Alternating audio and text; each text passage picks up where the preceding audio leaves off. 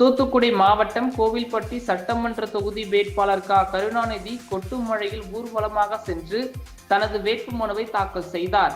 தொடர்ந்து செய்தியாளர்களிடம் பேசிய அவர், கோவில்பட்டி நகரில் போக்குவரத்தை குறைக்கும் வகையில் ரிங் ரோடு அமைக்கப்படும், பல்வேறு கிராமங்களில் சாலை வசதி, வடிகால் வசதி, மின் விளக்கு வசதி உள்ளிட்ட அடிப்படை வசதிகள் செய்து தரப்படும், அனைத்து கிராமங்களுக்கும் சீவலப்பேரி குடிநீர் கிடைக்க நடவடிக்கை எடுக்கப்படும் என்றும் அவர் அப்போது கூறினார்.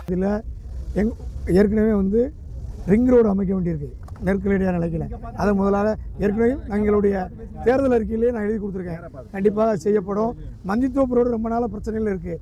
ஏன்னா கையகப்படுத்தி அந்த இடத்துக்கு பணம் வழங்கி அதை பண்ணணும். அதை நான் கண்டிப்பாக அதையும் செய்து கொடுப்பேன்.